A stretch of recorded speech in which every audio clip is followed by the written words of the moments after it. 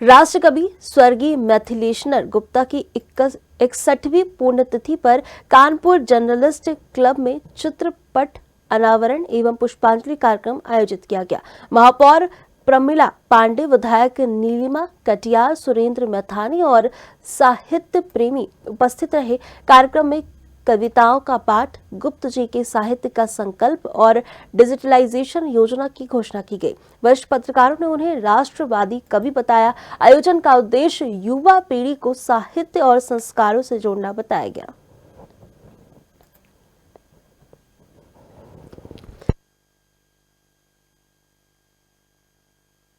Kanpur journalist club और दद्दाजी अनुयायी समिति द्वारा एक कार्यक्रम का आयोजित कानपुर जर्नलिस्ट क्लब में किया गया है, जिसमें राष्ट्रीय कवि मिथिलेश्वर गुप्त का स्मृति स्थल का अनावरण हुआ है एवं उनके द्वारा रचित तमाम काव्य और वो सारी व्यवस्थाएं भी जर्नलिस्ट क्लब में होने जा रही हैं, जिसका अनावरण हम दीदी मिथिलेश्वर गुप्त की आज पुण्यतिथि कानपुर जर्नलिस्ट क्लब बड़ी धूमधाम से मना, क्या कहना चाहिए? देखिए, कानपुर के जर्नलिस्ट क्लब में आज उनके लिए सभा की गई। सारे नए पुराने सभी हमारे छायाकार पत्रकार बंधु भाई सब थे और मिथिलेश्वर गुप्त एक ऐसे व्यक्ति थे कि जिन्होंने बहुत अच्छा उनकी लेखनी थी।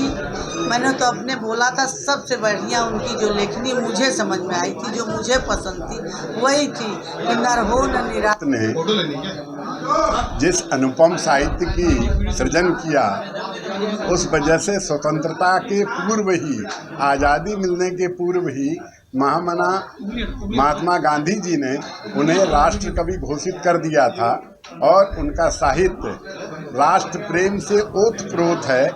वो उसका सृजन उस समय हुआ था स्वतंत्रता संग्राम को बलि देने के लिए, जबकि अंग्रेजों के भय से और अंग्रेजों के दमन से भारतीय जनता त्रस्त थी। उनके उस उत्तम साहित्य को तो जो हमारे राष्ट्रीय कवि उनकी पुण्यतिथि के अवसर पर यहाँ पर उनके अनुयायी क्लब के द्वारा यह बहुत सुंदर एक स्मृति, उनको श्रद्धांजलि नमन अर्पित करने का ये सुंदर कार्यक्रम का यहाँ पर आयोजन हुआ, जिसमें उनके चित्र का यहाँ पर अनावरण किया गया है।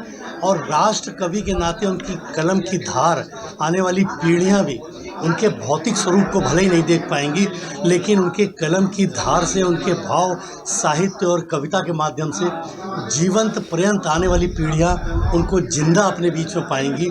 उनको जानने के लिए, उनको पहचानने के लिए, उनको पढ़ने का काम हम सबको करते रहना चाहिए और यही संदेश हमें आने वाली पीढ़ी को देना चाहिए। इसलिए मैं धन्यवाद देता हूं कानपुर जर्नलिस्ट क्लब को कि उन्होंने इस प्रकार के आयोजन को करके उस